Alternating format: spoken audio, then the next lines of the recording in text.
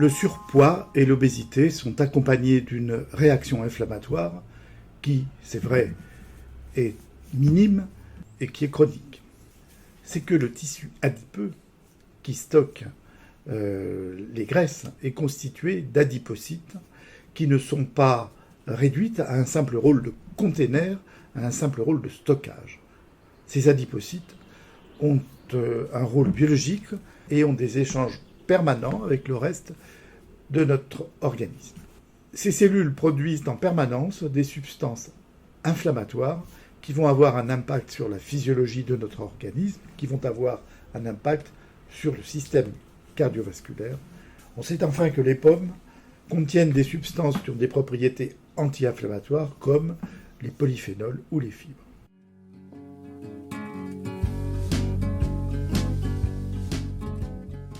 Les adipocytes sont donc les cellules qui permettent le stockage des lipides. Ils vont stocker ces lipides sous la forme de triglycérides. Ces triglycérides, ces lipides, constituent un stockage de l'énergie. Ce qui veut dire que tout le surplus d'énergie que nous avons absorbé mais que nous n'avons pas consommé va être stocké sous forme de lipides. Et cela, quelle que soit la nature des nutriments absorbés, qu'il s'agisse de graisse, de sucre, de protéines, le surplus d'énergie sera obligatoirement stocké sous forme de lipides. Mais il y a plus. Même si nous ne mangeons pas 1 gramme de graisse, tout ce qui sera apporté par les glucides et les protéines sera quand même stocké sous forme de lipides. Et cela s'appelle la lipogénèse. On fabrique de la graisse, même si on n'en mange pas.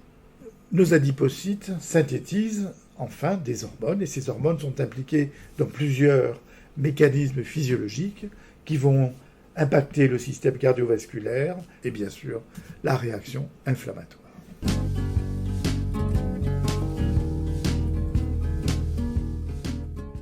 L'inflammation est une réaction normale de défense contre les agresseurs, contre les virus ou les bactéries. Les substances responsables de cette inflammation sont pour beaucoup d'entre elles des lipides. Pourquoi est-ce ennuyeux ? Eh bien, si cette réaction inflammatoire ne cesse pas, devient inappropriée, elle va finir par produire des dégâts sur nos différents organes.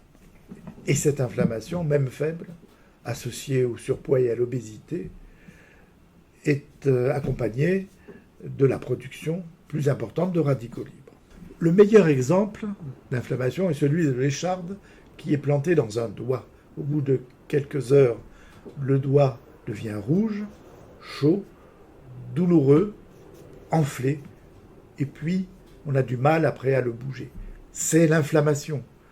La rougeur, la douleur, la chaleur, l'œdème, puis la perte de fonction.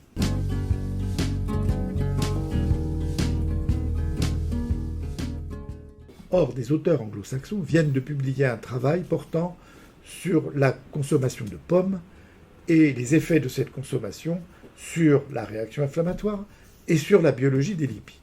Pour cela, ils ont constitué, après tirage au sort, 2 groupes de sujets en surpoids ou obèses. Le premier groupe mangeait 2 pommes de gala par jour, tandis que le second n'en mangeait aucune.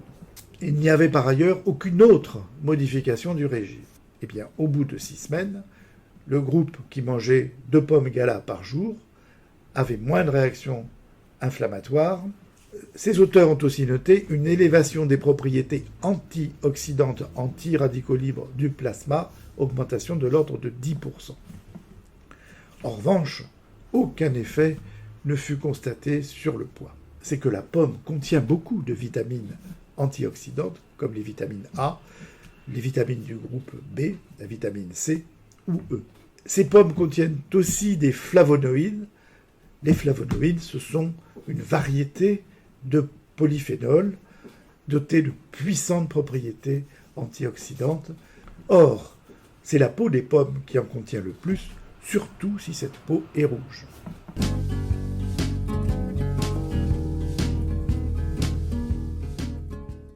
En conclusion, consommer 2 pommes, ici 2 pommes gala par jour, est une recommandation diététique que l'on peut faire chez les sujets en surpoids ou obèses parce que cela va contribuer à diminuer cette réaction inflammatoire, et cela même s'il n'y a pas de perte de poids.